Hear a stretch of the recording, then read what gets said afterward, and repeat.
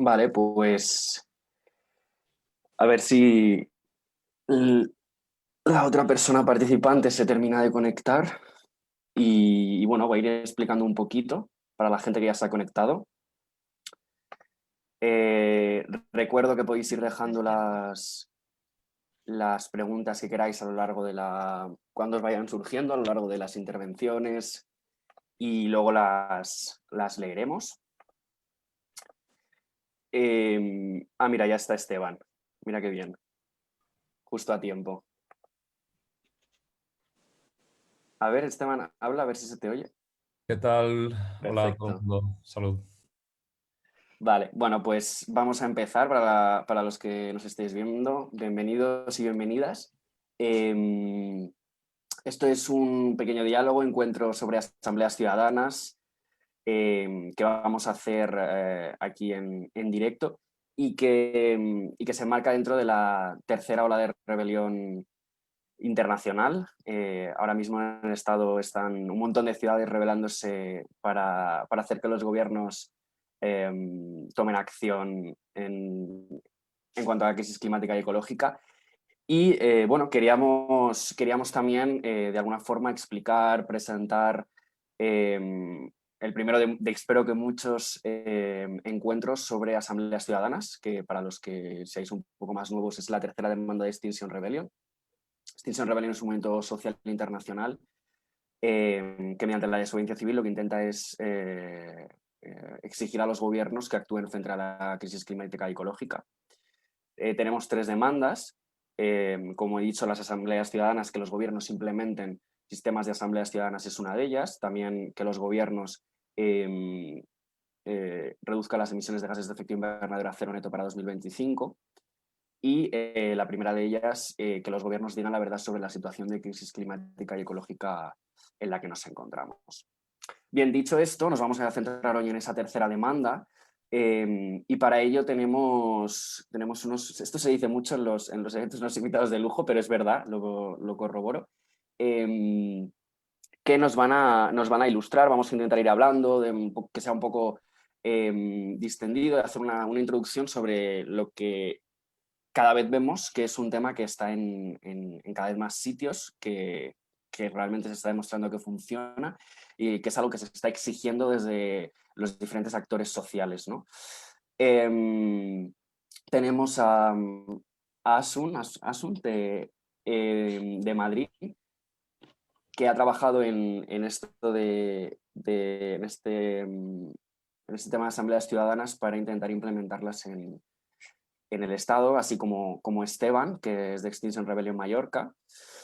¿Y qué tal estáis? ¿Todo bien? Bien, bien, estupendo. Genial. Y Gracias. bueno, también tenemos a otro invitado, Yago Bermejo, de Deliberativa, que, bueno, si quieres te presentas tú mismo, pero bueno, le hemos invitado un poco para que nos dé también otra visión, otra perspectiva, eh, para, para intentar que sea lo más completo este encuentro. ¿Qué tal estás, Yago? Muy bien, pues soy Yago Bermejo y yo me dedico a temas de participación democrática. En concreto, recientemente he fundado una organización que se llama deliberativa.org, que es una organización sin ánimo de lucro que lo que busca es ayudar, facilitar, ayudar a diseñar, planificar y observar las buenas prácticas que deben llevarse a cabo en estos procesos deliberativos, ¿no? La Asamblea Ciudadana es uno de los formatos. Muy bien. Eh, Vale, pues si os parece, vamos a empezar con esto, ¿no? En las asambleas ciudadanas realmente es una de las demandas de XR, pero probablemente sea la más desconocida, la que nada más leerla probablemente no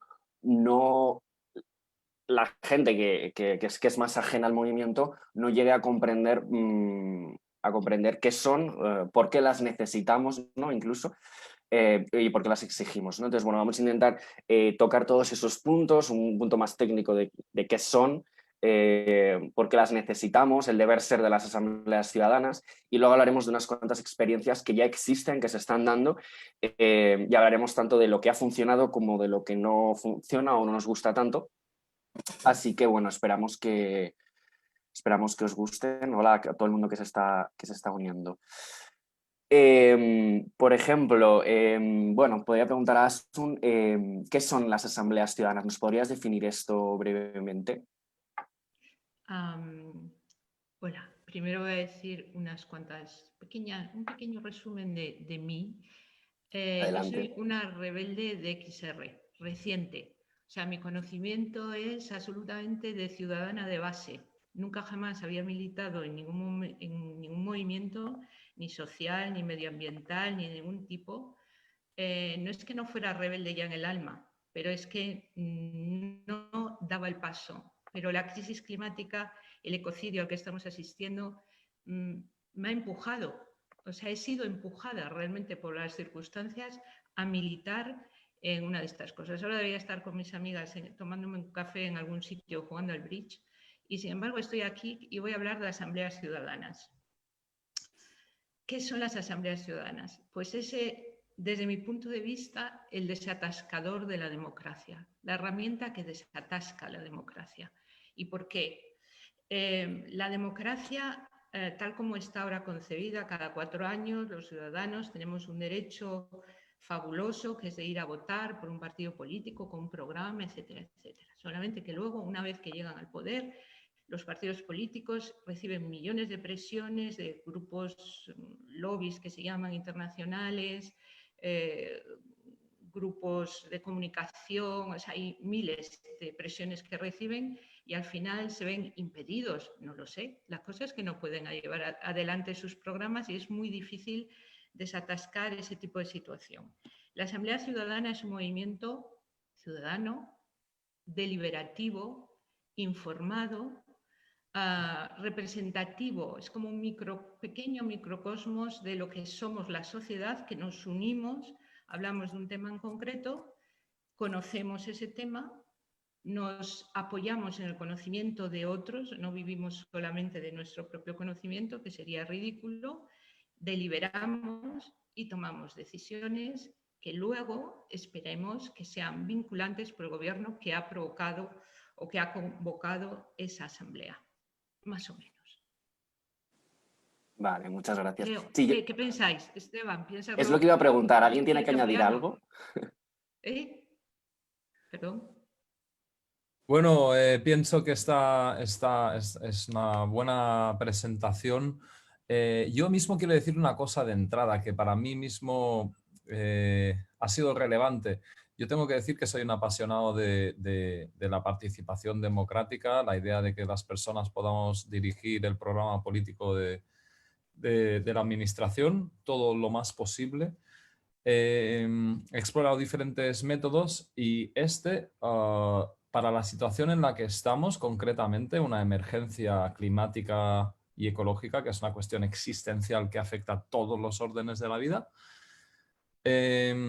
yo he llegado a la sincera conclusión de que este es el mejor método para desbloquearlo, como bien dice la compañera Asunción. Y no obstante, quiero admitir que yo mismo, siendo un apasionado de este tema, me he tropezado varias veces con dudas acerca de si esto realmente puede funcionar. Y estoy convencido de que esto sí puede funcionar. De hecho, ya ha funcionado como se sabe. Hay toda una lista de países en los que ha existido y ha funcionado perfectamente, ha producido resultados muy satisfactorios.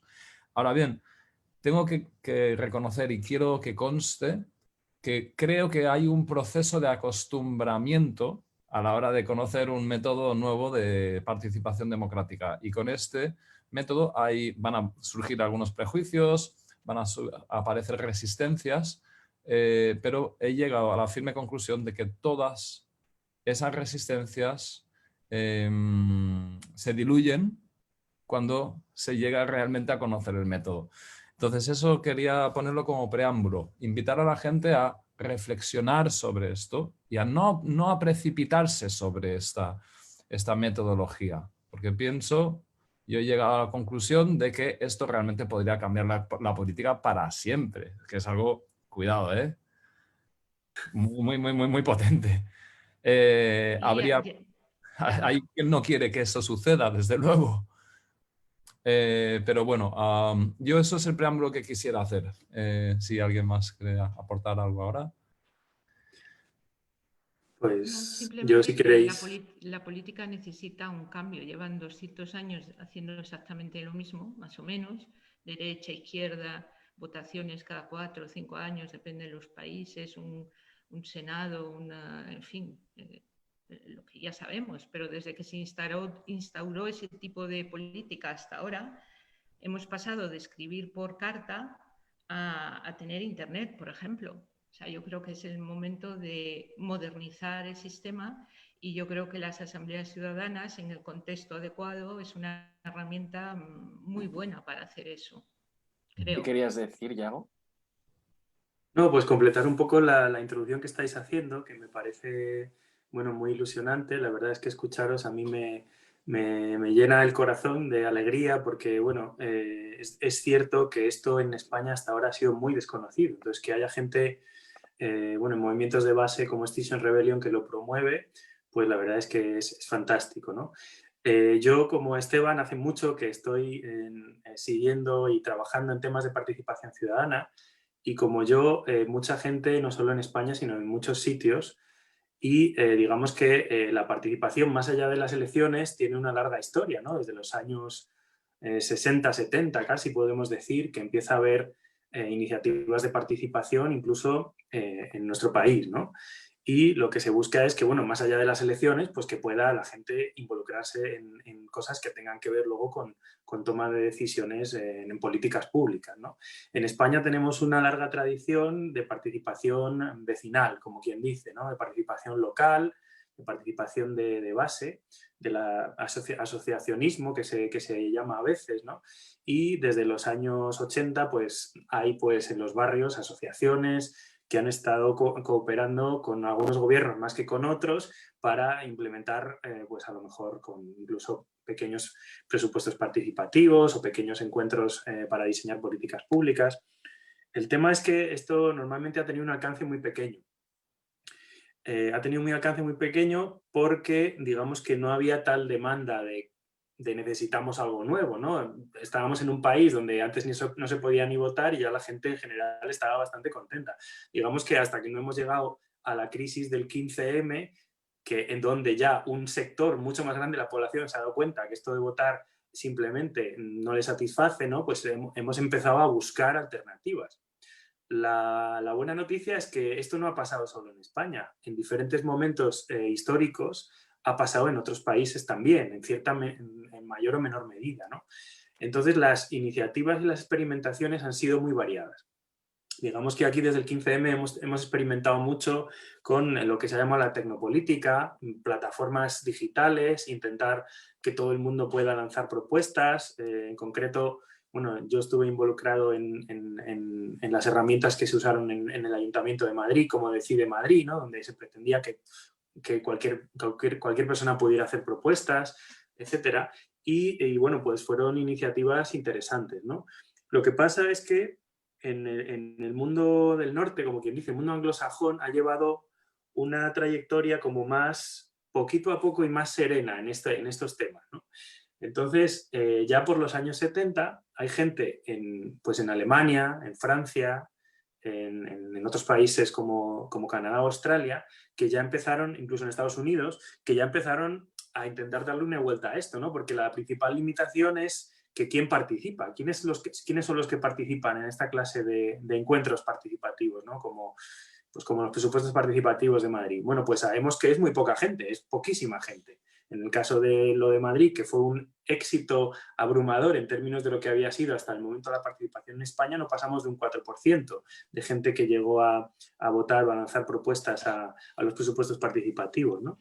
Entonces, de ahí que muchas veces incluso desde la oposición se acuse a la participación de ser, no, es que los que participan son los tuyos, no son los míos, ¿no? Este rollo que llevan los políticos, ¿no? De mi gente, la tuya, lo que haga la tuya me da igual, son tus votos, yo me ocupo de satisfacer a los míos, ¿no?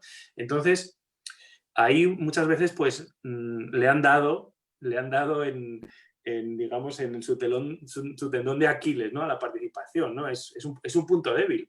Si tú vas y haces un estudio estadístico de quién está en esos encuentros, pues a lo mejor descubres que efectivamente es gente mucho más afín al gobierno. Y no solo eso, sino que es gente que tiende a ser gente educada, con estudios universitarios. Hay unas tendencias, unos sesgos que tiene esa participación. Entonces, desde hace mucho, pues hay una gente que dice, bueno, ¿qué pasa si lo hacemos diferente para que los que participen sean mucho más diversos, ¿no? Y sean mucho más descriptivos de la población que realmente vive en este lugar, ¿no? Entonces ahí es donde empieza a pensar en usar el sorteo. Y aquí me voy a quedar, ¿vale? Porque me estoy enrollando mucho y esto era una introducción. Pero básicamente es aquí donde aparece el sorteo y la estratificación demográfica como una vía para hacer esta participación más inclusiva, diversa y representativa.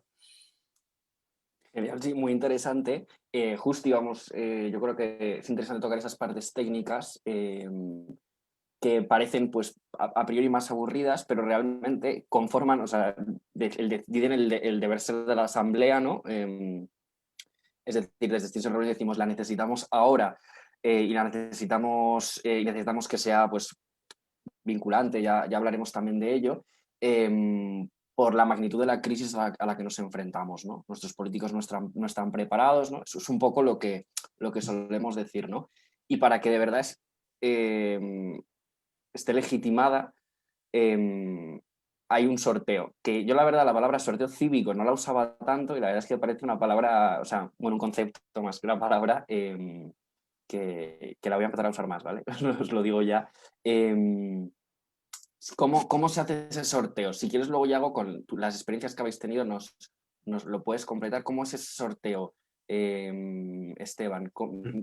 ¿Cómo se hace para que, como hemos dicho, sea inclusivo y haya un reflejo, exista un reflejo de la sociedad, en este caso, si pedimos una asamblea estatal, pues que sea igual que la población española? Bueno, a ver, yo lo que puedo apuntar rápidamente es que para que la muestra de población, las personas, las ciudadanas, las personas ciudadanas que son seleccionadas sea algo que represente a la sociedad de una manera justa, que la gente pueda decir, pues mira, hay alguien que se parece a mí de alguna manera en esto y en lo otro y en lo otro, por lo tanto, yo me siento representada como persona. Para que eso suceda, que es el objetivo, para que eso suceda nos basamos en un estudio poblacional, sociológico, bien hecho. Esto la verdad que lleva un tiempo, no se hace en una noche y una mañana. Esto cuando se implementa una asamblea ciudadana bien hecha, se requiere un tiempo, un proceso, hay un tiempo para el diseño y hay una comisión encargada, independiente, acreditada para hacer este tipo de procesos y se va a tener que basar en un estudio de la población lo más completa y en qué tipo de cuestiones, en qué parámetros. Pues en parámetros que podrían ser los que mejor definan la diversidad social. ¿Cuáles podrían ser esos parámetros? Por ejemplo, algunos de los más seguros. Género, grupo de edad, nivel de ingresos, nivel educativo, etnia y algunas cosas más así. ¿Están de acuerdo todos los expertos en cuáles son esos parámetros perfectos objetivos? No, porque no hay ninguna verdad universal para nada. Pero esto lo decide cada asamblea ciudadana, la comisión directora o que gestiona, que coordina, lo decide cada grupo, según le parezca, que se va a conseguir representar a la sociedad de una manera más fiel. Y probablemente los parámetros que he dicho van a estar seguramente representados, se van a tener en cuenta en casi cualquier selección de población. Y luego, más o menos, para que la persona que es nueva con esto se haga una idea, ¿qué se va a hacer? Bueno, cuando se tiene X porcentaje de personas de cada categoría, se van a enviar cartas aleatoriamente a la población que sea de cada categoría. Pongamos, por ejemplo, que hay un, yo qué sé, X% de determinada etnia, me lo invento, y que pues para que esa etnia se pueda sentir incluida, ¿vale? Se va a enviar de toda la población española, por ejemplo, se va a enviar cartas de invitación a que esas personas participen en la Asamblea Ciudadana, bueno, tratando de representar ese porcentaje de personas de esa etnia. Y bueno, y la participación, ahora ya voy un poquito más allá, la participación en la Asamblea Ciudadana, por supuesto que es libre, no se impone. Tú recibes la carta, te explican en qué consiste esto, que se te va a pagar porque se te tiene que pagar algo por el tiempo de tu dedicación, por quizás dejar de hacer otras cosas durante unos meses. Y tú decides libremente si quieres asistir a esa Asamblea Ciudadana. Y bien, el resultado final es que de alguna manera las personas que han sido seleccionadas aleatoriamente, que se les ha enviado cartas y han asumido participar, al final el resultado va a ser que esas 100 o 150 personas, por decir un número habitual en este mundo, pues que realmente representen a la diversidad de la población. Asun, ¿querías decir algo? ¿Querías hacer un Simplemente aporte? añadir que en estas catas que hace de población, por ejemplo, están todos los, en el caso del cambio climático, es algo que toca absolutamente a todos los ciudadanos de un país, incluyendo los ilegales. O sea que este tipo de cuestiones tienen que estar muy bien diseñadas cuando se diseña la Asamblea Ciudadana, para realmente incluir no solamente a gente que a lo mejor socialmente no está bien admitida en la sociedad, sino realmente a todos. Y a todos es todos los habitantes. O sea que si hay inmigración ilegal, esos son habitantes que tienen que decir algo también acerca de cómo se vive en ese país y cómo quieren vivir en ese país. Seguramente estos ilegales vienen de inmigración de países que ya por el cambio climático han tenido que salir. O sea, es decir, son ciudadanos que tienen absolutamente todo el derecho y más que el derecho a participar en esta historia. Sin embargo, nunca van a estar en un archivo de DNIs o no van a tener una dirección de correo. O sea, va a ser muy difícil llegar a ellos. Entonces, hay que diseñar un buen sistema para poder llegar a capas de población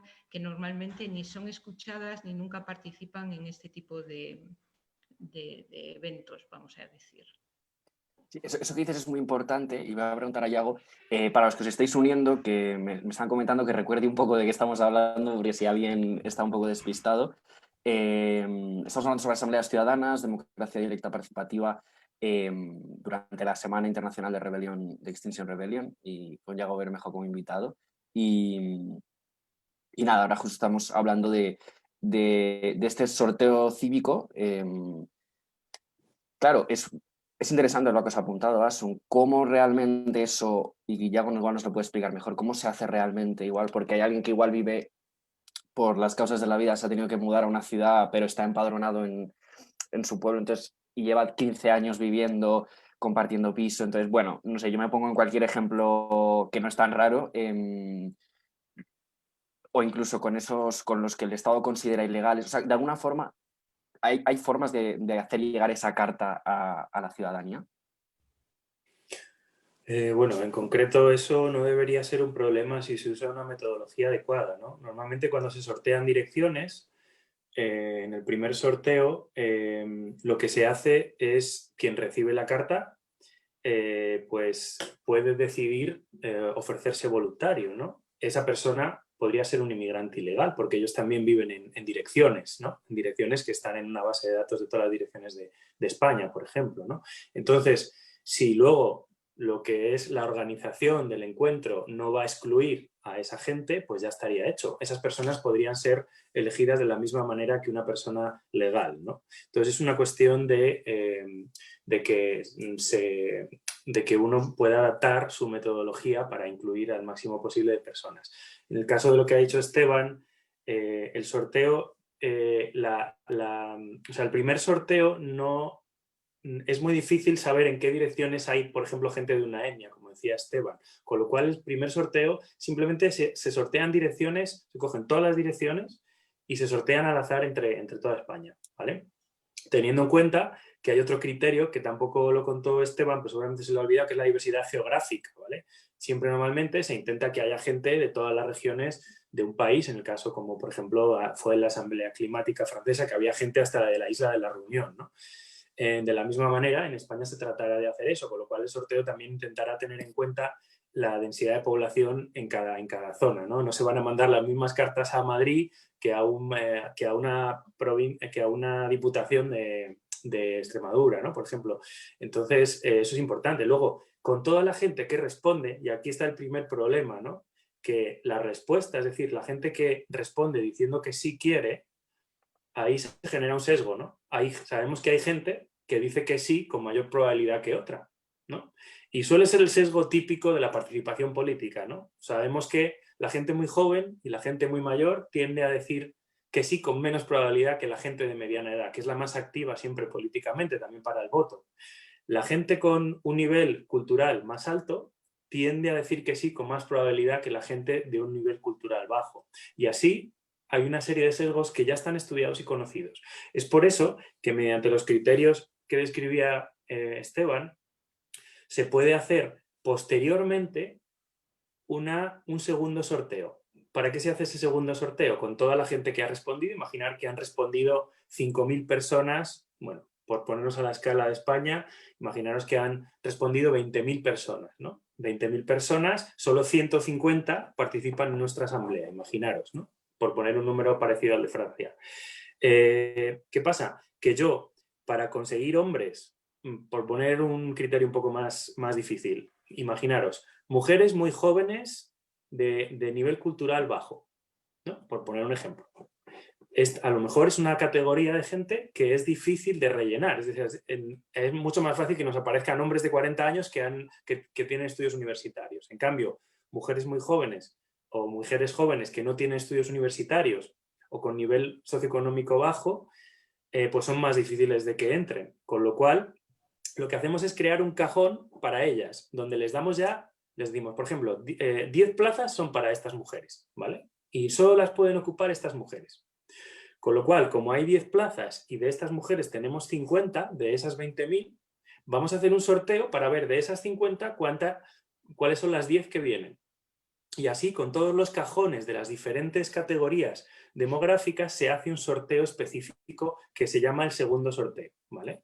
Entonces, imaginaros, a lo mejor de estas mujeres tenemos 50, pero a lo mejor del cajón de hombres con estudios universitarios tenemos 2.000 personas, porque como hay mucha probabilidad, más probabilidad de que digan que sí, pues tenemos muchos más. Pero aún así, solo vamos a coger 10 hombres de estudios universitarios, ¿no? Entonces, esto es al final lo que iguala y genera una muestra descriptiva corrigiendo el sesgo de voluntariedad que se dice, el sesgo para decir que sí en esta clase de selección, ¿no? Porque es una selección que al fin y al cabo es voluntaria, aún no tenemos las leyes que obliguen a las personas a participar en esta clase de cosas. Entonces dependemos de que digan que sí. Entonces es por eso que el segundo sorteo es muy importante también. Uh-huh. Pues hemos visto que reproducir la estructura social es muy importante, pero también sería muy interesante que una vez habiendo hecho este sorteo hablásemos de en qué consisten esas fases, ¿no? Cuando habéis definido muy acertadamente que era una asamblea ciudadana, de alguna forma hablabais de deliberación, hablabais de expertos y hablabais de unos resultados, unas conclusiones, ¿no? Entonces, no sé si Asun nos podrías comentar un poco las fases de la asamblea y bueno, luego si alguien quiere aportar algo que... Bueno, antes de hablar de las fases de la asamblea, hay que hablar de la composición de la asamblea, cómo se organiza lo que es la propia asamblea, ¿no?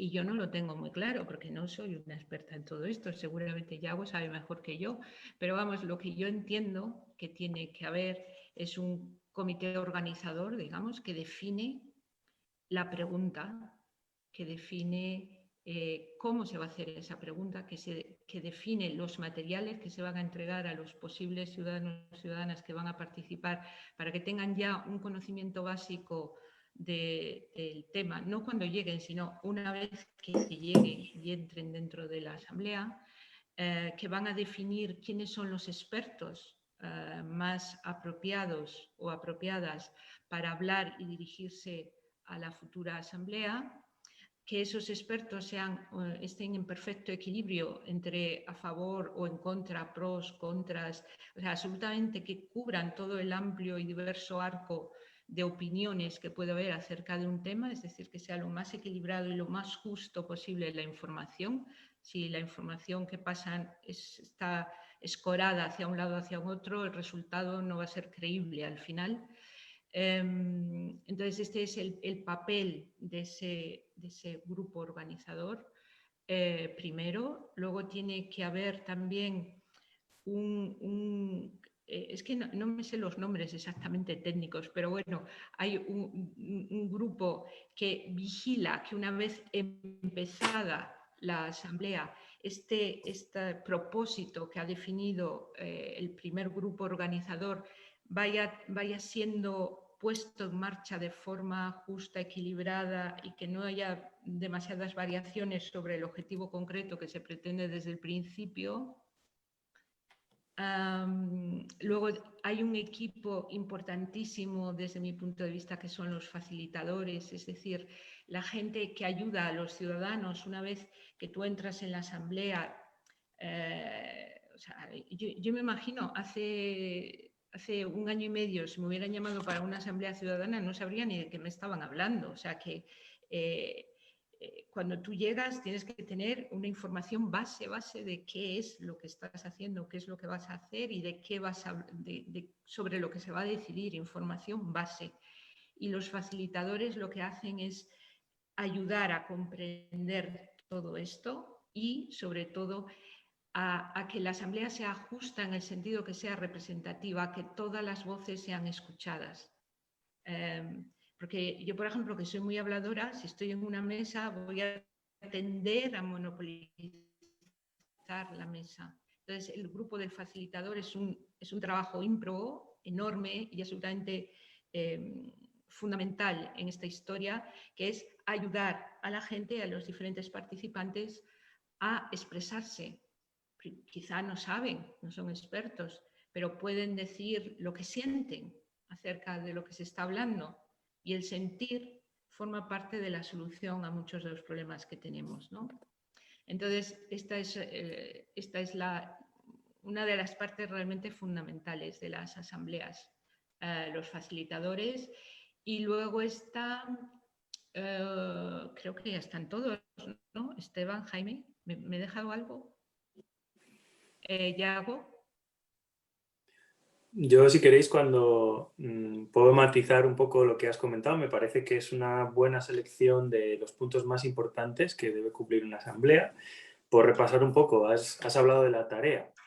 Es muy importante que la tarea o la pregunta que se hace sea algo asequible para el tiempo, la cantidad de gente y, digamos, para lo que se pretende conseguir. Para haceros una idea, si abrimos a muchas tareas, es decir, por ejemplo, abrimos la complejidad mucho de lo que queremos que la ciudadanía haga, por ejemplo, en 5 fines de semana, pues, y no les da tiempo a hacerlo, lógicamente, pues esa asamblea lo más seguro es que no tenga ningún éxito, ¿no? Entonces, digamos que aquí es muy importante el diseño. O sea, necesitamos equilibrar. Si hay unos recursos determinados para hacer una asamblea y solo hay 5 fines de semana, por mucho que el gobierno que organice esta asamblea quiera que los ciudadanos hagan 10 tareas, solo van a poder hacer una, solo deberían poder hacer una, porque si les pones 10 tareas y solo tienen tiempo para una, va a haber un gran problema, ¿no? Entonces esto tiene que ver con definir la tarea y la pregunta. O sea, la tarea siempre está ligada a una pregunta y es lo que va a determinar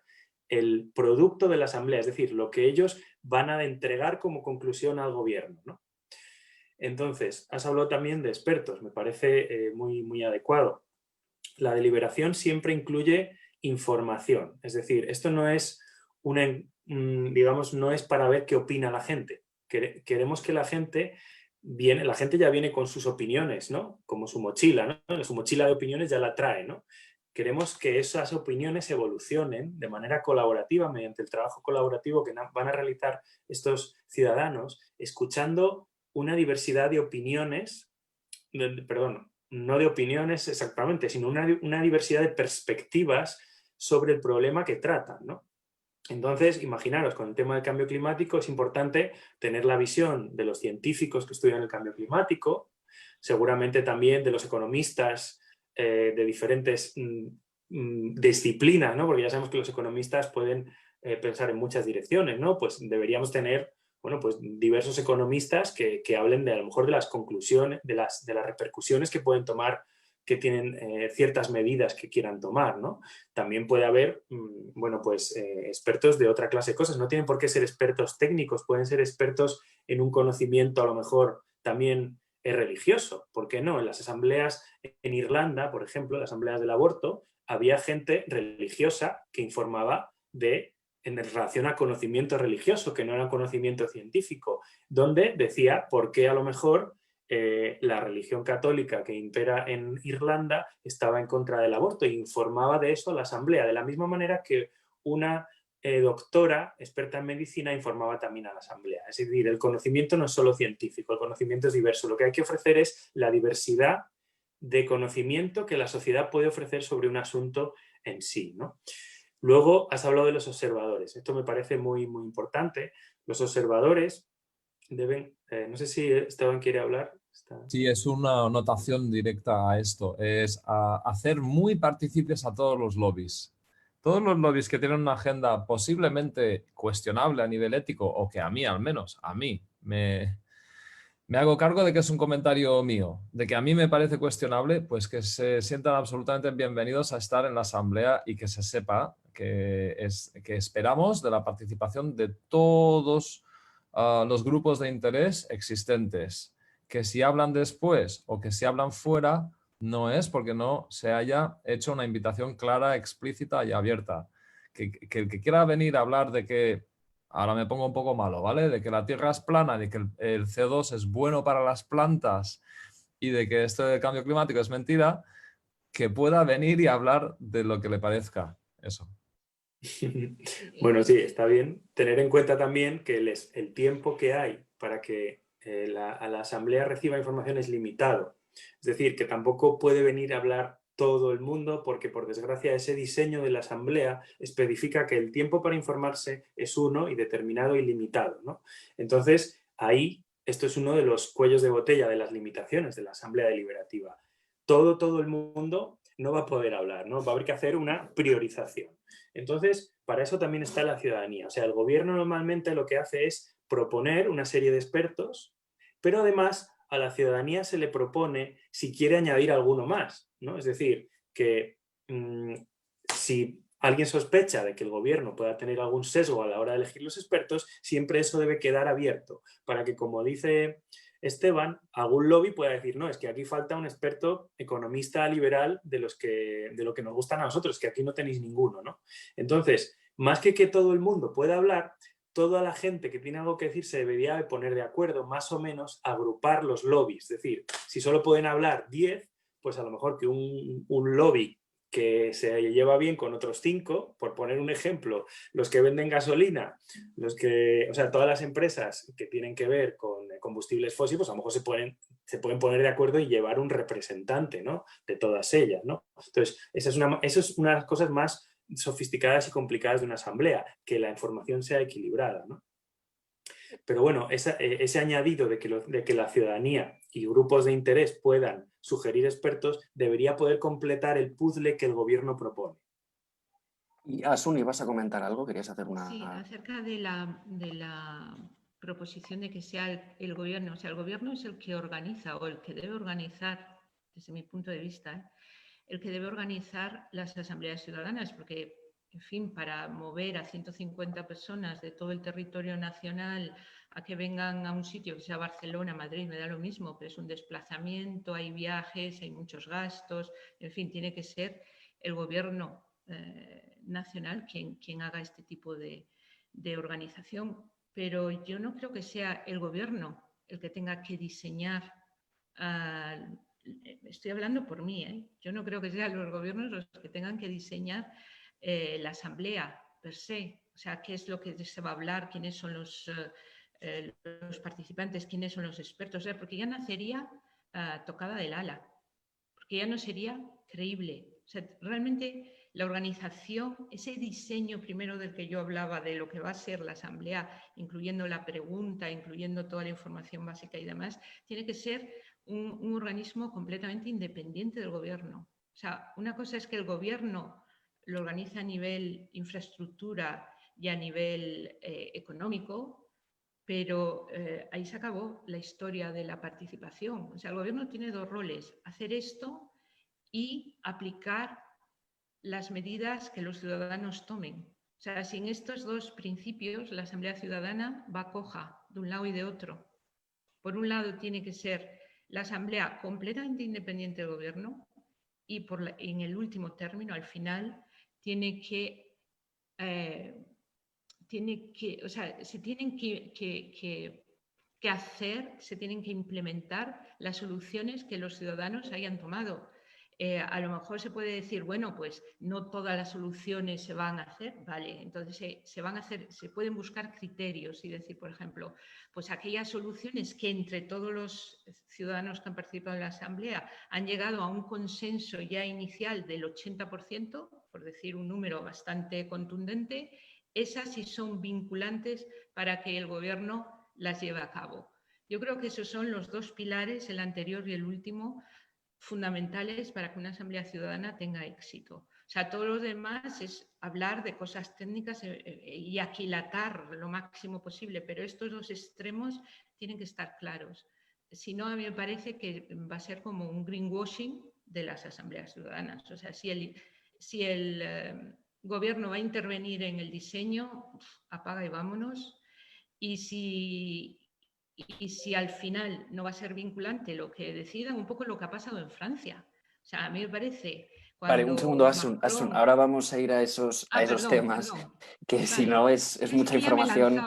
Claro, mucha información para los que nos están comentando. Creo que habéis tocado muchos puntos interesantes. Todos esos órganos que garantizan esa independencia que ahora vamos a hablar. Porque para que la gente nos entienda, las conclusiones que salgan de esa asamblea, ¿no? Lo que los ciudadanos informados hayan deliberado con una facilitación, ¿no? Con todos estos órganos que decíais, se van a aplicar, o sea, son vinculantes que decimos, y por lo que todo lo que habéis dicho tiene sentido. Es decir, si no fuesen vinculantes, pues bueno, no, al final nos da un poco igual, pero como de alguna forma son las medidas, el desarrollo de políticas públicas que se va a llevar a cabo, esto es muy importante todo lo que habéis hablado. Sí que, como no nos queda tanto tiempo, si queréis podemos ahondar más en algo que realmente es un poco lo que está fallando, o sin la palabra no es fallar, pero de lo que podemos aprender de otros contextos, ¿no?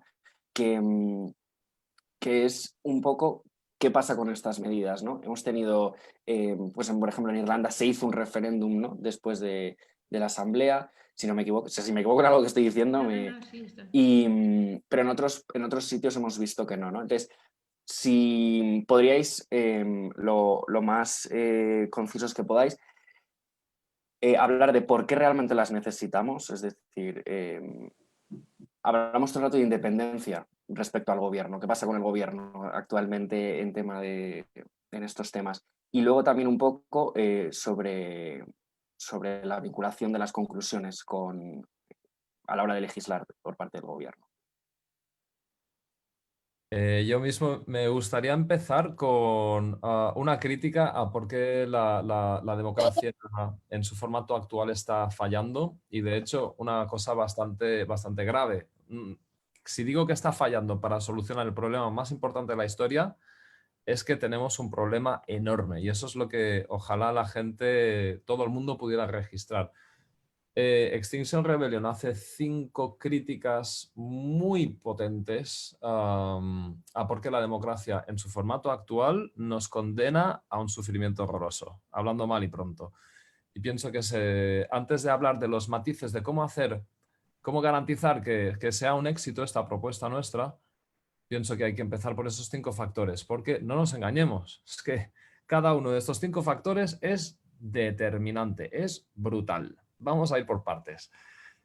Hay 3 tipos de dependencias que tiene nuestro sistema que nunca las vamos a cambiar, ni por buena voluntad, ni porque ganen los unos, ni porque ganen los otros, ni por ninguna clase de razón superficial. La primera dependencia es del electoralismo, del cálculo de rentabilidad electoral. Es decir, si un partido o un gobierno, una vez constituido, lleva a cabo el tipo de cosas que necesitaríamos hacer para decrecer, para descarbonizar, son cosas que nos dice la ciencia que tenemos que hacer. Bien, pues si tú eres un gobierno y lo haces a día de hoy, ahora mismo, te meten una pata en el culo, que vamos, pero en 2 días, a lo mejor incluso te sacan por la fuerza. Es decir, ahora mismo, primera razón por la cual nuestra democracia actual nos lleva al desastre. Pues porque si tú haces lo correcto, pues te sacan. ¿Qué te parece? O sea, es que un sistema que de entrada, por hacer lo correcto, te anula como gobierno, no es un sistema válido. Es de cajón. Esto todo el mundo tiene que registrarlo. Porque que básicamente ahondar un poco en esto, pues que los gobiernos, ya lo sabemos hoy en día, hacen marketing con nuestras opiniones en redes y hacen unos estudios psicológicos, sociales, muy detallados sobre qué decir, cómo decirlo, cuándo decirlo, y se deben a esta clase de chorradas, con perdón, en vez de a cuestiones que quizás un poco más sabias, un poco más importantes, como lo que a lo mejor nos está diciendo la ciencia que tenemos que tener en cuenta. Entonces, esa es una primera razón. El sistema depende del electoralismo, y eso, con esta cuestión, pues oye, no podemos hacer el tonto más, no podemos jugar así, de esta manera. Segunda dependencia, igual de grande. Bueno, como bien decíamos, los intereses creados, ¿no? Los intereses ocultos. Probablemente no hay ningún partido no hay ningún partido que tenga una limpieza, una transparencia completa, que no tenga alguna clase de amiguismo con grupos de poder y que trabaje exclusivamente para lo que es su supuesta agenda, ¿no? Pues hay oligopolios, grandes empresas de negocios fósiles, bancos, puertas giratorias de todo tipo, y pues esto no lo vamos a arreglar ni por buena voluntad, ni porque ganen los otros ni los unos. O sea, esto también condena nuestra democracia actual al fracaso y al sufrimiento inmenso. Es decir, por ahí no tenemos que ir. Tercera razón, tercera dependencia, el cortoplacismo, perdón, no, la dependencia ideológica. No hay ni un solo partido que tenga en su programa tradicional, habitual, el tipo de cosas que tenemos que hacer. No hay ni uno. No podría haberlo, no tendría ningún éxito a día de hoy, porque falta un gran proceso de información colectiva. Entonces, si dejamos a que sea la ideología de tal o de Pascual, no va a funcionar. Tenemos que ir más allá, tenemos que despertar alguna clase de inteligencia popular que combine la empatía, la escucha, como decía Asun, una cosa que vaya más allá de la dependencia de ideologías y de lo que cada partido quiere hacer por su historia particular. Luego está un cuarto factor, que es la inestabilidad entre gobiernos. O sea, nuestro sistema está muy bien pensado para muchas cosas, para otras cosas sencillamente nos condena al desastre. Es que si tenemos unas elecciones cada 4 años, posiblemente un cambio de gobiernos cada 4 años, en España para ninguna cuestión importante nunca ha habido un acuerdo entre partidos, entre gobiernos, quiero decir, que fuera estable, que fuera seguro. Oye, que en este caso estamos hablando de que nos jugamos la extinción. O sea, no podemos estar esperando a que a lo mejor los siguientes también tendrán buena voluntad y saldrá bien, porque no, tiene que ser algo estable. ¿Cómo conseguimos algo estable? ¿Cómo conseguimos algo tan legítimo? Pues con una asamblea ciudadana que involucre a todas las partes y que dé algo muy, digamos, consensuado, muy deliberado, que ha llevado un montón de pensamiento, que ha llevado un montón de reflexión, un montón de escucha, un montón de quizás cambios de puntos de vista a veces.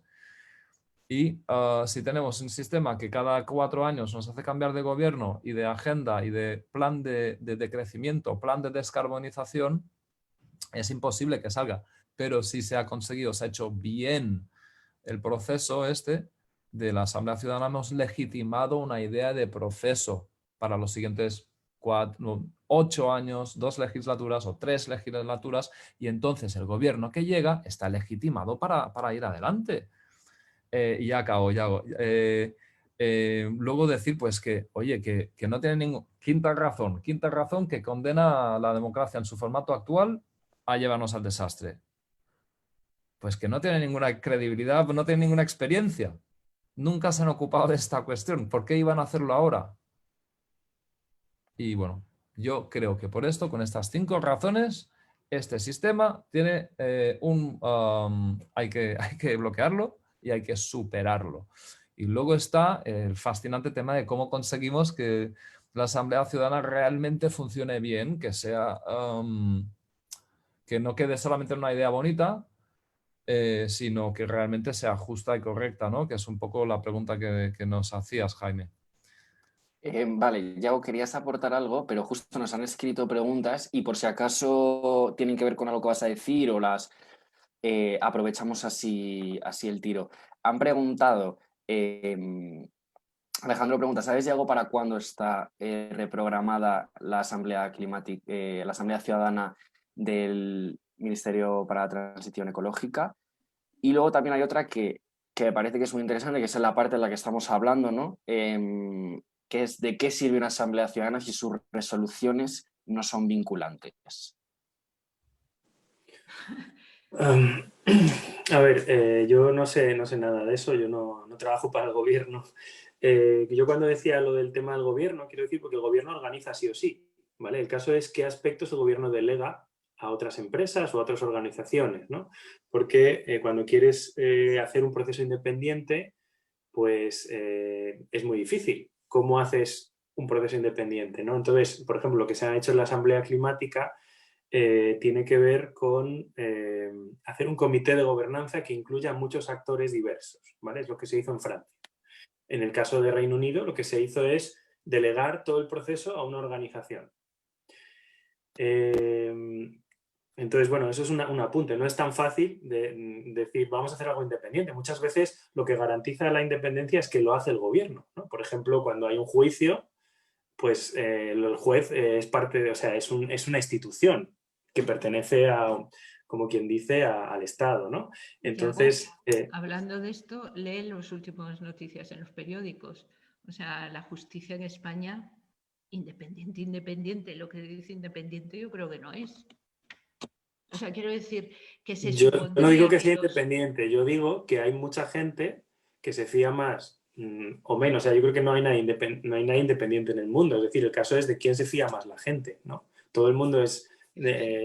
¿no? Entonces, a lo mejor la solución que te da alguien para que no lo haga el gobierno es adjudicárselo a una empresa y a lo mejor esa solución a ti tampoco te iba a gustar, ¿no? Con lo cual, ¿quién garantiza la independencia? Esa es la clave. ¿Y cuál es el mecanismo que garantiza la independencia? Evidentemente eso aún está abierto. Si hay una organización que merece el respeto de la ciudadanía, ¿no? Pues entiendo que si es una organización sin ánimo de lucro, etcétera, y que normalmente son muy desconocidas estas organizaciones, realmente hasta qué punto la gente va a confiar en una organización así, pues bueno, estaría por ver, pero sería posible. Otro es que haya un mecanismo que establece el gobierno, como el comité de gobernanza, que se pueda considerar independiente, ¿vale? Pero bueno, por no enrollarnos más con esta cuestión, quería pasar a lo de la vinculancia, que me parece muy, muy interesante. Hasta ahora, para que os hagáis una idea, ninguna asamblea ha sido vinculante, ninguna, ¿vale? La Asamblea de Irlanda tuvo muchas, o sea, la conclusión no fue solamente el tema del aborto, esa fue una entre muchas. Solo el aborto y otra más, el matrimonio igualitario, se llevaron a referéndum. Y de esos referéndum que salió una mayoría amplia, pasó a aprobarse, ¿no? Pero ¿qué pasó con otras conclusiones de esa Asamblea de Irlanda que no nos ha llegado a nuestros oídos? Y es que algunas no se aplicaron, porque en última instancia estaba un filtro que ponía el gobierno. Es decir, ni siquiera en el proceso exitoso de Irlanda las asambleas eran vinculantes, sino que siempre al final han dependido del gobierno. En el caso de Macron lo podéis estar viendo, ¿no? Como algunas medidas parece que sí y otras parece que no. Sigue existiendo ese filtro del gobierno, ¿no?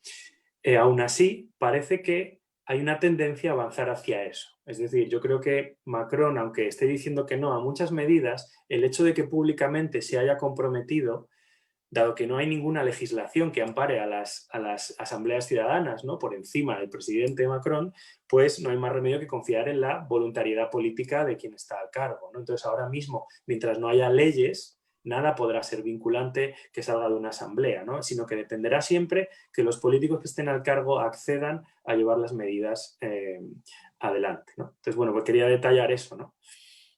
Sí, Y no sé ahí es si... donde entra la presión también de los grupos como Extinction Rebellion. O sea, ese es el papel que tenemos. De hecho, no organizamos asambleas ciudadanas, no participamos directamente en ellas, pero hacemos primero la labor un poco educativa de contar qué son las asambleas ciudadanas y segundo, la presión social, la presión política, la presión de todo tipo para que esas asambleas, si se llevan a cabo, resulten ciertas, o sea, no sea un nuevo fraude a los ciudadanos, no sea un nuevo lavado de cara para quedar muy bien y ser súper modernos, hiper guay, pero luego no lo vamos a hacer. Exacto. Yo hay una cosa de todas maneras que recomendaría precaución, es decir, lo que las asambleas ciudadanas van a decir lo estamos empezando a ver. No está tan claro que sea algo que os vaya a gustar a Extinction Rebellion. Podría ser cualquier cosa. Entonces, en ese sentido, pues creo que hay que ser precavido. Lo que sí que se está viendo es que parece que hay una tendencia a que la ciudadanía puede ser más ambiciosa a la hora de proponer medidas para prevenir el cambio climático que la clase política. Eso sí que parece que se está viendo, pero no está del todo claro, ¿vale? No está del todo claro porque también, no sé si lo sabéis, hay un asunto importante. La Asamblea de Francia no se preguntó si para ellos el tema del cambio climático era un asunto importante, cosa que sí se hizo en la Asamblea de Reino Unido, ¿no? Esto es importante porque hay un sesgo y lo vais a entender muy fácil. Es decir, si a vosotros os llega la carta, como militantes de Extinction Rebellion, ¿qué diréis corriendo, ¿no? Pues supongo que diréis que sí, participáis. ¿Qué dirá alguien que le importa un pimiento el cambio climático y que lo único que quiere es poder seguir usando su coche diésel otros 20 años más? Pues a lo mejor es que dice, esto del cambio climático es de ecologistas, yo no soy ecologista, yo paso de ir.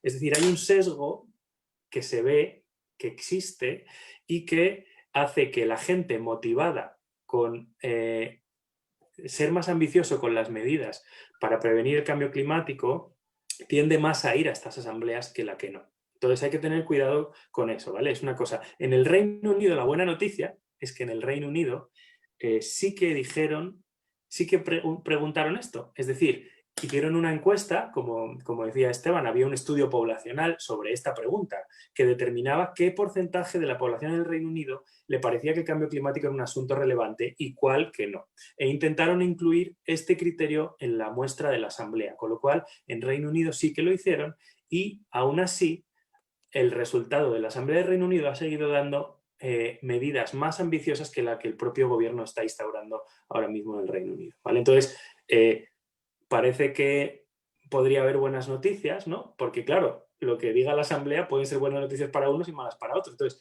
para el caso de Extinction Rebellion creo que podría haber buenas noticias si las cosas siguen evolucionando en esta dirección, pero vete tú a saber si la asamblea que se haga en Polonia o en Alemania no salen otras cosas, o en la asamblea que se haga en China, que puede ser más importante aún, ¿no? Dado que los chinos son muchos más que aquí y el impacto que tienen pues puede ser también más grande que el que tenemos aquí en España o en Francia. Lo que a mí me parece muy esperanzador es en los dos casos que ha habido una asamblea de cambio climático, es que las medidas a las que llegaron, a las conclusiones que llegaron los ciudadanos, eran siempre un poco más allá de las propuestas iniciales. Es decir, en Francia estaban diciendo, o sea, por ejemplo, ¿no? Una de las cosas que ya no se van a hacer, ¿no?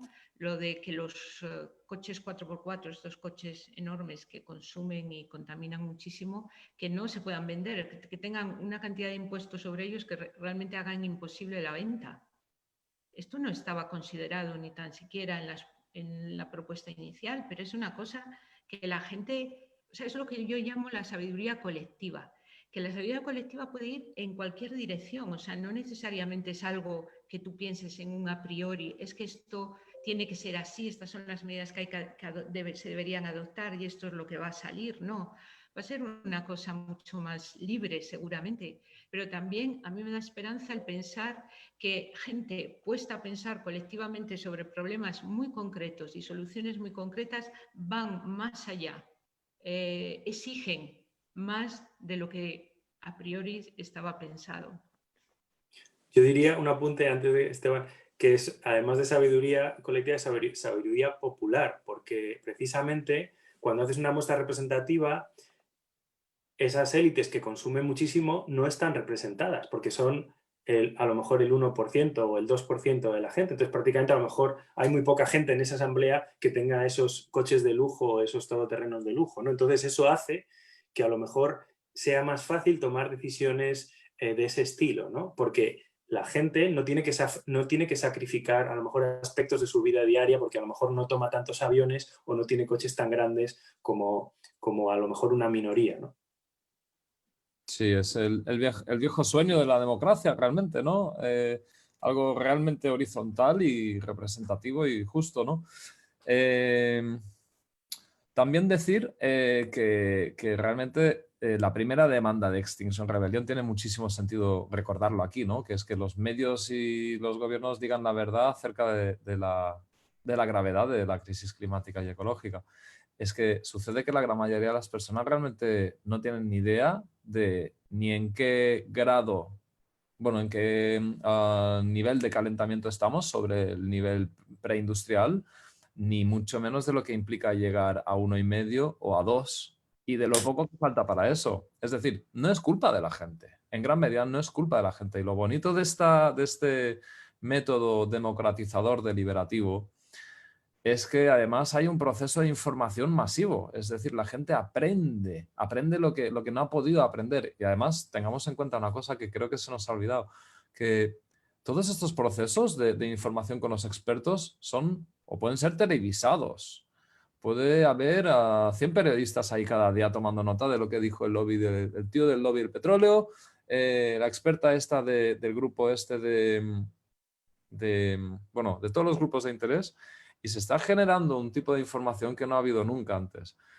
Y bien, en ese sentido, yo creo que es evidente que un grupo de seres humanos no contaminados, no dirigidos mentalmente con una agenda política de lobbies, de grupos de interés específicos, que los seres humanos vamos a tomar una decisión a favor de la vida. Que eso, si eso implica un decrecimiento como no nos habíamos imaginado ni siquiera, que aún así vamos a elegir vivir.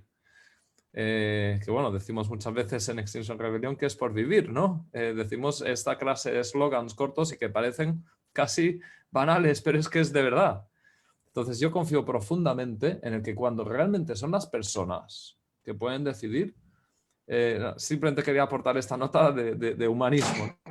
Y bien, y otra cosa también, respondiendo a la pregunta que alguien hizo en redes sobre para qué sirve todo esto si luego no es vinculante. La verdad es que en mi opinión, sería una pérdida de tiempo y una decepción muy grande que el gobierno hiciera un lavado de imagen o un greenwashing, como decía Asunción, para tratar de parecer que se está abriendo democráticamente cuando no lo está haciendo. Yo estoy convencido de que van a intentar hacer un greenwashing. Si no estamos Extinction Rebellion y todas las otras fuerzas que perseguimos esto haciendo presión, van a intentar hacer un greenwashing. Yo estoy convencido de esto. Pero sería No creo que ese nivel de iluminación haya llegado todavía a nuestro gobierno. Y quería completar con que aún así, en el caso terrible de que no fuera vinculante, de que no hubiera el 80% ese que comentaba Asunción, de que las decisiones que hubieran alcanzado, por ejemplo, un 80% del aprobado del consenso entre las personas seleccionadas, si aún así ni siquiera ese 80% se implementara, ¿qué habríamos conseguido? ¿Habríamos conseguido algo?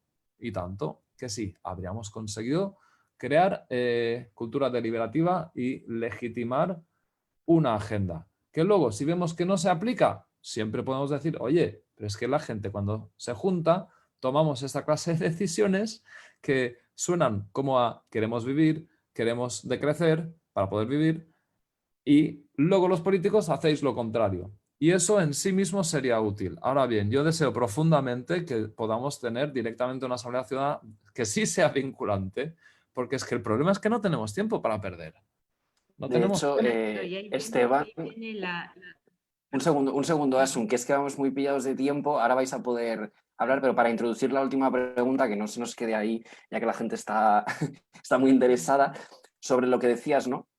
De que los medios de comunicación, la asamblea climática en el centro, hablando de todas estas cosas que se desconocen, ¿no? Cultura deliberativa, democratización, medidas urgentes. Preguntan a Yago, si alguien quiere también contestar algo, dicen, ¿cómo piensas que se puede garantizar la conexión entre la asamblea ciudadana y la ciudadanía? Es decir, ¿cómo hacer que el debate no solo, es un poco lo que tú decías, ¿no, Esteban? No solo se dé en la asamblea, sino se abra a la sociedad? Bueno, yo creo que es una pregunta muy, muy interesante. Una de las propuestas que está sobre la mesa ahora mismo es que se pueda extender la deliberación. ¿Esto qué quiere decir? Quiere decir que haya como una especie de kit de do it yourself de la asamblea y que quien quiera la pueda reproducir a nivel local, ¿no? Ya sea con la asamblea de Extinction Rebellion de Madrid o el pueblo de donde sea, ¿no? Es decir, que tengamos un guión con la misma información que van a tener los ciudadanos y que cualquiera pueda reproducir el proceso de una manera parecida, ¿no? Entonces sería una manera de, digamos, de hacer que mucha más gente sea traspasada por el proceso deliberativo y no solo los participantes, ¿no? Es cierto que el eje central sería la asamblea, porque ellos son los que descriptivamente han sido elegidos para representar a la sociedad, pero eso no quita que haya mucha gente siguiéndola y que pueda ayudar al proceso, porque a lo mejor es mucha más gente que puede estar pendiente si alguna información está sesgada, si hay algo que falta, etcétera, etcétera. Hay momentos en las asambleas también en los que se admiten preguntas de fuera, ¿no? Eso se hizo con una plataforma digital en la Asamblea Francesa. Es decir, en ciertos momentos dijo, bueno, ¿alguien quiere mandar propuestas a la gente que está trabajando en la Asamblea? Y se abrió la plataforma y hubo mucha gente que lanzó propuestas. Otra de las maneras que ya se ha hecho, ¿no? Entonces serían dos maneras. No sé si había otra pregunta, otro tema. Bueno, era como una doble pregunta que te la... Sí, era cómo piensas que se puede garantizar la conexión entre la asamblea y la ciudadanía y cómo hacer que el debate también sea en la sociedad y no solo en la asamblea. Claro. Luego lo que decía Esteban de que todo se puede retransmitir, o sea, las ponencias se pueden retransmitir, eso se ha hecho en Francia, ¿no? Retransmisión por televisión, streaming, Que hay etcétera, herramientas, ¿no? Sí, sí, sí. Vale, pues... Sí, perdona, ¿Yao? No sé si tenéis alguna otra pregunta vosotros o... Eso es lo que yo iba a decir. Vamos a intentar ir cerrando. Ahora lo llevo diciendo como un rato, pero porque si no, creo que está siendo muy interesante y es como a ver cuánto podemos estirar el chicle. Lo que me gustaría, bueno, que sería muy interesante, yo creo, es que eso, planteaseis las preguntas que también tenéis entre vosotros. Si hay algo que no hayamos dicho sobre asambleas que lo digamos también y así ya vamos cerrando. Si queréis tener un par de minutos, 3 cada uno, pues... Hemos dicho ciudadanos ilegales, que es un término muy incorrecto, es decir, todos los ciudadanos deben de ser legales, es más bien gente que no tiene la nacionalidad, bueno, gente que está en un estado de indefensión jurídica, ¿no? Nos referíamos a esa gente, eso es un error. Y luego yo creo que hay mucho más que decir en las asambleas ciudadanas. Yo creo que lo que hay que entender es que los procesos deliberativos son realmente complejos, que son nuevos, es decir, que hay muchas cosas que aún no se saben. Hay mucha experiencia con formatos más pequeños, como los jurados ciudadanos, que son de unas 30 personas, 40 horas, pero las asambleas ciudadanas han empezado a funcionar un poco menos, requieren muchos más recursos, con lo cual no hay tantas experiencias de asambleas ciudadanas, hay muy pocas. Estamos en un proceso de aprendizaje, estamos en un proceso de detectar errores en un montón de aspectos y donde la mayoría son muy delicados, ¿no? Hemos hablado de los expertos, del cuello de botella que hay para ofrecer información a la asamblea, de que la tarea, si es demasiado grande, todo puede fracasar, ¿no? Y luego de una parte final que no hemos hablado, que es cómo se ponen de acuerdo. Antes ha comentado Asunción lo del 80%. La idea es que en un proceso deliberativo la conclusión pueda tener un soporte del 80% de la asamblea. Esto es una gran diferencia con cómo se toman las decisiones en un parlamento, donde hay una mayoría simple. Y esto, bueno, pues requiere de un trabajo delicado y exhaustivo para cerrar la asamblea, en el cual tienes que llegar a un acuerdo entre en prácticamente casi toda la asamblea en cuáles son las conclusiones, ¿no? Entonces, bueno, hay que dejar claro, ¿no? Son procesos delicados, difíciles, y estamos en un proceso también de aprendizaje en el que, bueno, en que yo creo que hay que seguir apostando y presionando. Yo valoro mucho el trabajo que estáis haciendo de intentar seguir esto e intentar presionar para que las cosas se hagan lo mejor posible. Quizá un apunte final. La vinculancia es un término legal. Es decir, solo puede hacer vinculante algo una ley. Si no tenemos ley, o sea, el único país que hace que las cosas sean vinculantes independientemente de los políticos es países como Suiza o como estados como California, algunos estados de Alemania, en los cuales la ley dice que si hay un referéndum, da igual lo que digan los políticos, da igual lo que diga el gobierno, si sale un referéndum hay que hacerlo, ¿no? ¿Qué pasa? Que en España eso no lo tenemos. Para que nos aproximáramos a un sistema vinculante con asambleas ciudadanas había que extrapolar la legislación de democracia directa que ya existe en algunos países con los referéndum, por ejemplo, haciendo que después de las asambleas hubiera una serie de referéndums y como los referéndums sí que son herramientas que ya tienen una historia de legislación que los hace vinculantes, pues intentar replicar esa legislación en un país como España. Pero lo que quiero decir es que la vinculancia es imposible, porque aunque un presidente diga que sí lo hace, luego si hay elecciones y viene el siguiente puede decir perfectamente que no lo hace. Así que en un país como España no podemos hablar de vinculancia, podemos hablar de compromiso político de los representantes, ¿vale? Y eso sí que es lo importante, que tanto los de un partido como los de otro que pueden estar gobernando mañana se comprometan a aceptar los resultados de la Asamblea Ciudadana. Eso sí que podemos aspirar en España. Con lo cual, no hay que presionar solo al partido en el gobierno o a los partidos en el gobierno, sino que hay que presionar a toda la clase política para que se involucre en las asambleas y las acepte como mecanismo legítimo. Es muy importante, ¿vale?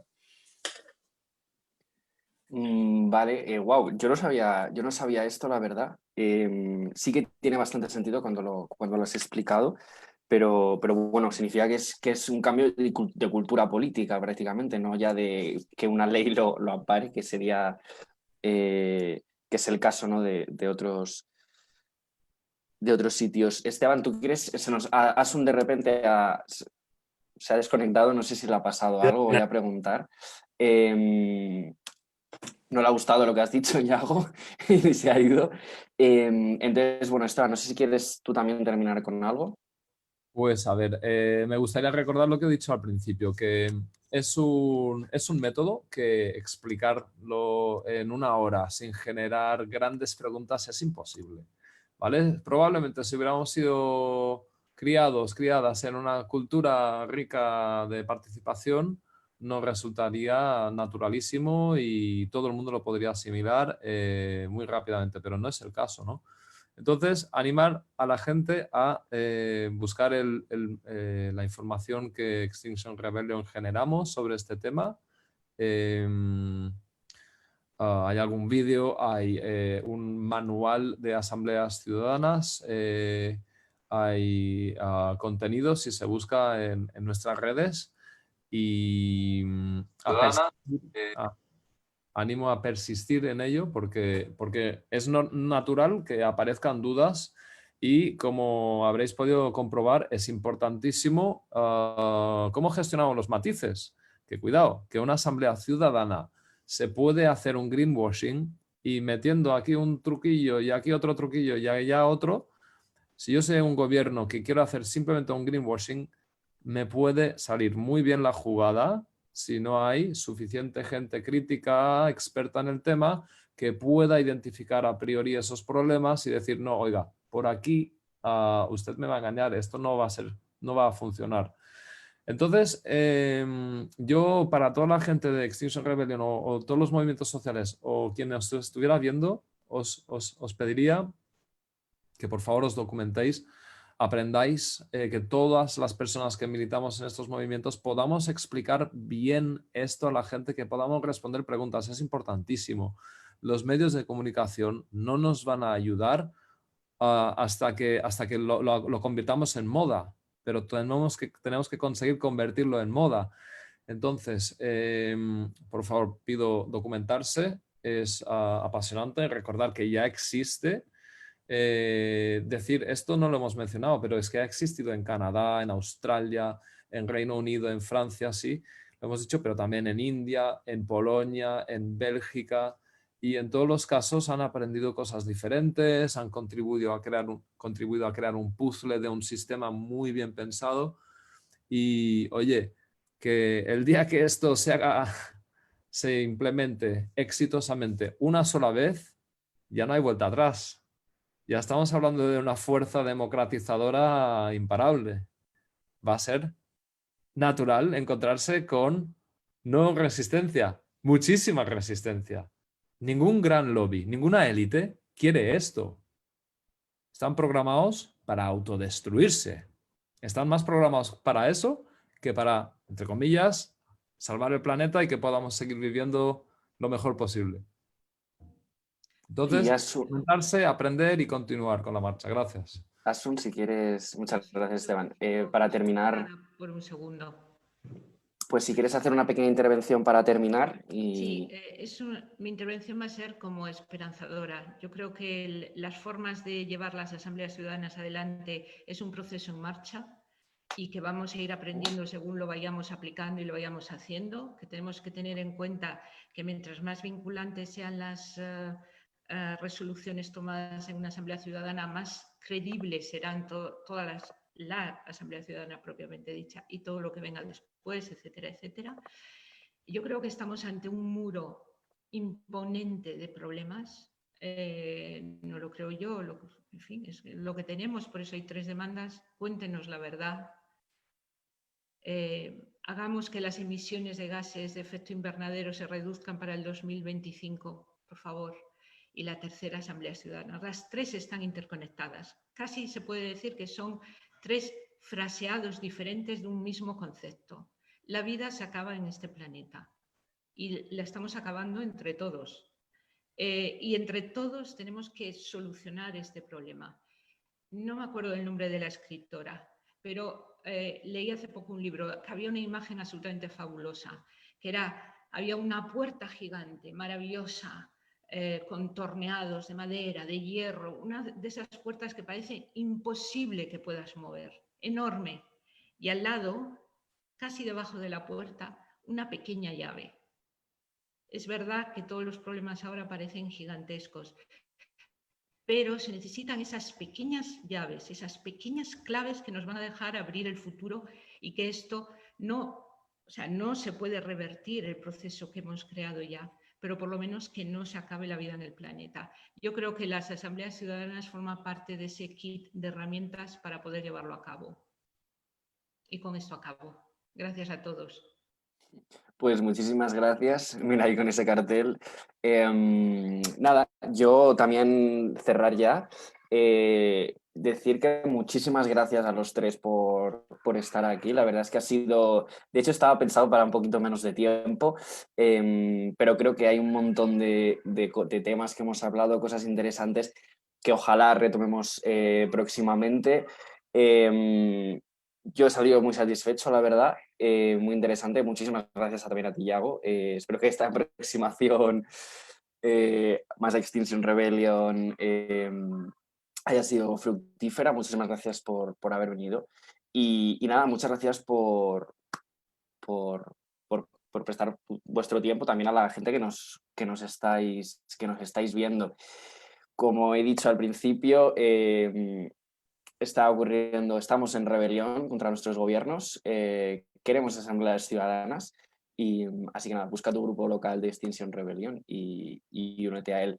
Yo nada, decir que creo que estamos en un momento, bueno, siempre se dice histórico, pero bueno, creo que en un momento de crisis brutal, económica, social, sanitaria, por supuesto, climática, Y creo que tenemos que ser más creativos que nunca, creo que Yago lo ha mencionado, ¿no? Hay un montón de cosas por hacer, yo creo que iba a decir, no sé si está bien dicho, pero deliberar sobre la deliberación, ¿no?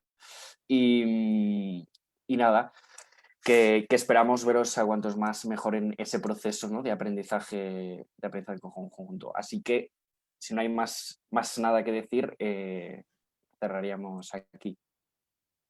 Fenomenal. Muchísimas gracias. Salud. Adiós. Grabación. Gracias a vosotros. Un saludo. Hasta luego.